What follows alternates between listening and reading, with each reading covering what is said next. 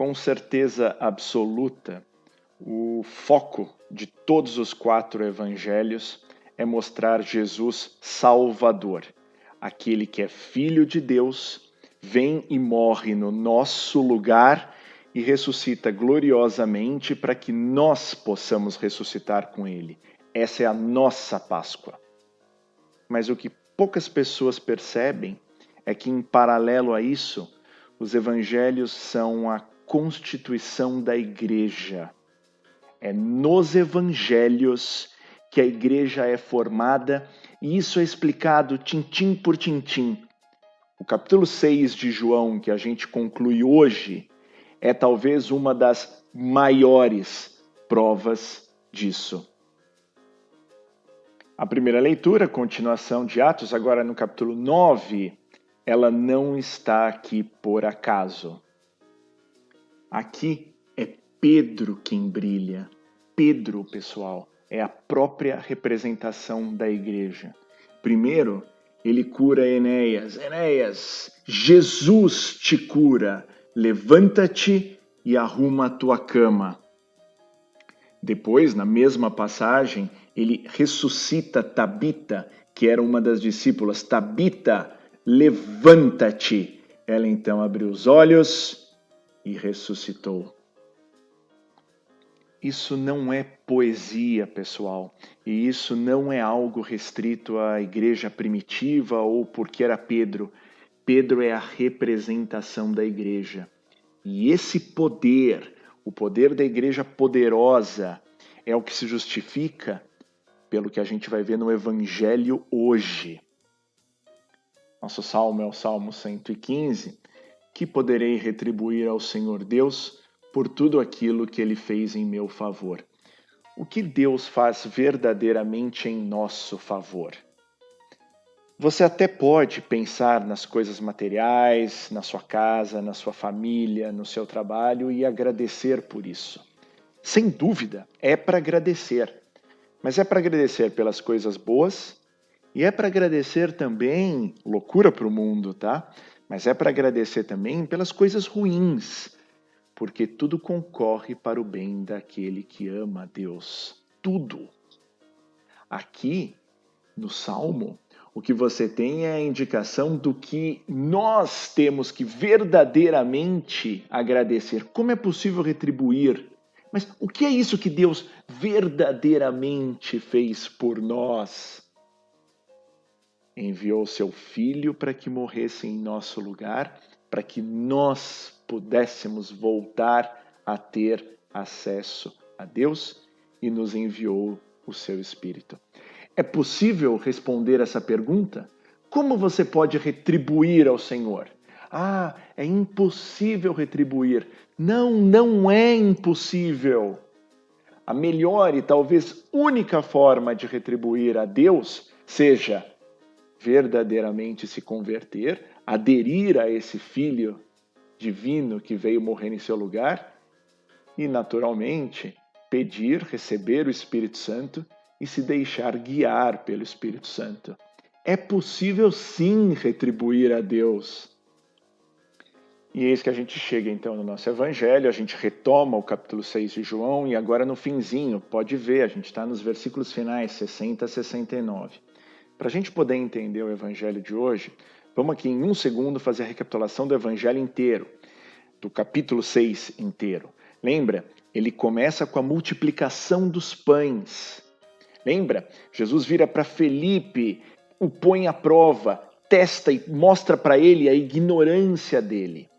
Depois o sinal miraculoso, aquele grande milagre, não é uma questão de solidariedade, não é uma questão de partilha, é uma questão poderosa de manifestação do próprio Deus vivo.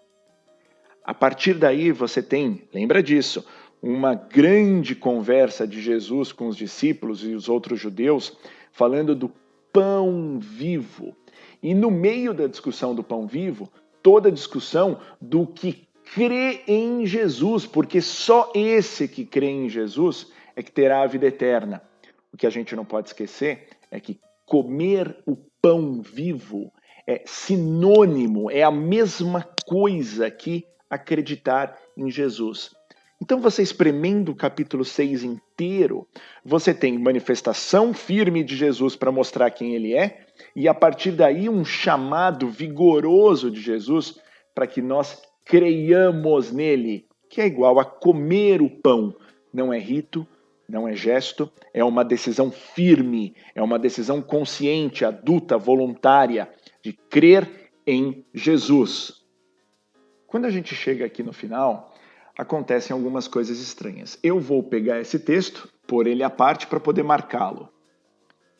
Em primeiro lugar, vamos tentar olhar em bloco alguns conceitos fundamentais para a gente ter clareza aqui no que a gente está falando.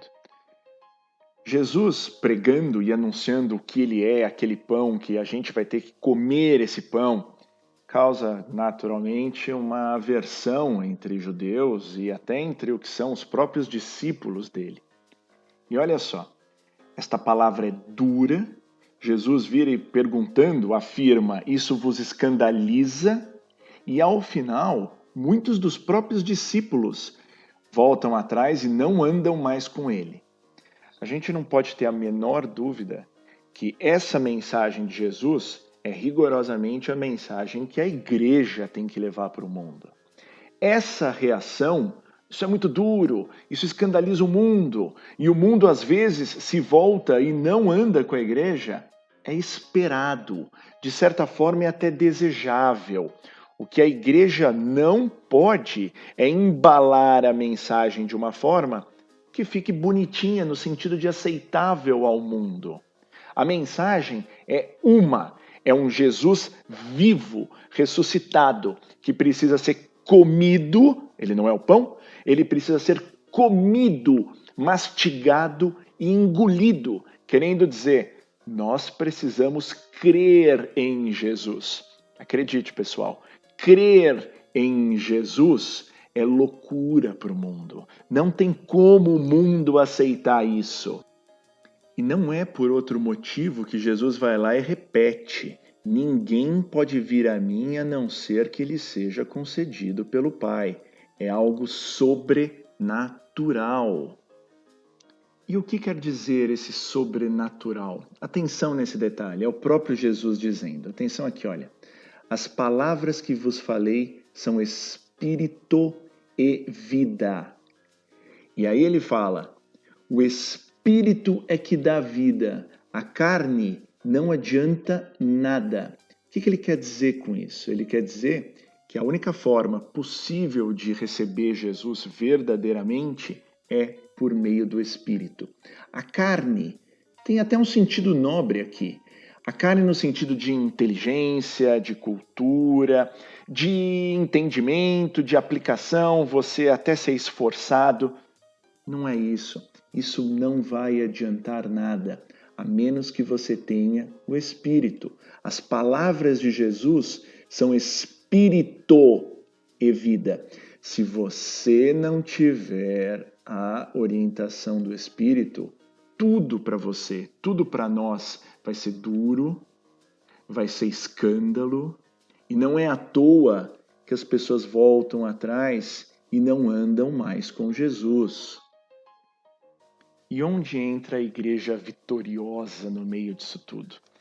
Enquanto as pessoas começavam a ir embora, olha o que Jesus vira e fala para os 12. Jesus disse aos 12, vós também quereis ir embora? Engraçado, né? A gente talvez não trate isso da forma correta, mas Jesus não é um cara condescendente, no sentido como a gente está acostumado ou imagina o que é ser condescendente. Ele vira para os 12 sem nenhum tipo de jeitinho, ele fala, e vocês? Vocês também querem ir embora? E aí vem quem?